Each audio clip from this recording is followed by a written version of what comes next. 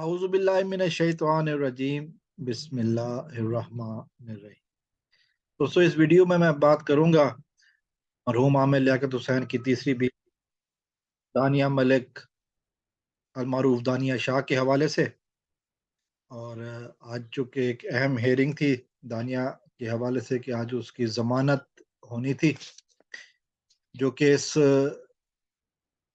उसके ऊपर एफआईए ने किए हुए हैं, उसकी ज़मानत होनी थी। जो कल दलाइल दिए गए थे और फिर फैसला महफूज किया गया।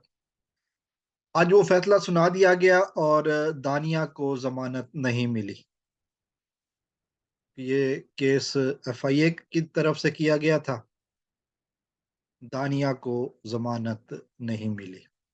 हालांकि एक और केस जो हमने देखा रियासत पाकिस्तान वर्सेस जहीर अहमद में, मुजरिमों को आसानी से जमानत मिल जाती है, लेकिन इस केस में ऐसा नहीं हुआ। और दानिया आमिर, माफ कीजिएगा, दानिया मलिक अल मारूफ दानिया शाह को जमानत नहीं मिली। और जमानत कैंसिल होने के बाद फिर जब वकील साहब बाहर आए तो आमतौर पे वकील साहब फिर अपना मौक़िफ़ देते हैं। और वकील साहब ने जो कहा है, उन्होंने वही बात की है कि जो वो पहले कह रहे थे कि दानिया ने कोई वीडियो वायरल नहीं की। हालांकि वो हम जानते हैं कि वो वीडियो में वो कह चुकी है कि मैंने वायरल की हैं, लेकिन बहरहाल उन्होंने कहा कि जी ये वीडियो वायरल का मसला नहीं है, ये असल मसला कुछ और है, फिर जायदाद का मसला है और जायदाद पर सिर्फ दानिया का हक है। और एफआईए ने दानिया को लोधरा से अगवा किया।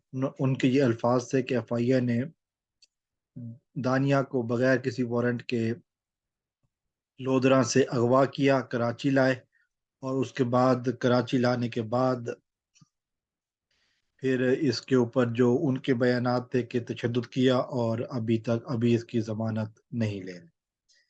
तो ये वकील साहब का बयान शायद इन्होंने कल अपने दलाइल में भी यही बातें कही थी कि ये फैमिली का झगड़ा है और असल मसला जायदाद का है, असल मसला वीडियोस का नहीं है।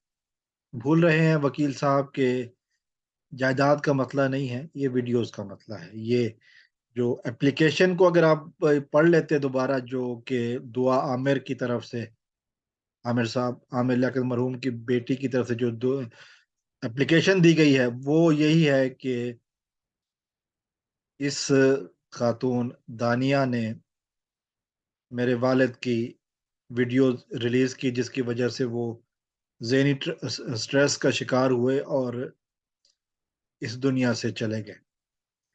लेकिन बहरहाल मामले को इन्होंने किसी और तरफ रुख मोड़ने की कोशिश की, लेकिन कामयाब नहीं हुए। जज साहब ने इनकी ज़मानत न, नहीं नहीं मंजूर की और दानिया अब जेल में रहेंगी अगली समात तक, जो है ना, वो जो भी होगा। और जज जिन्होंने फैसला किया, जज का नाम है मुकेश कुमार। मेरे ख्याल में इससे बढ़कर मुझे कुछ और कहना नहीं है। अस्सलाम वालेकुम वरहमतुल्लाह।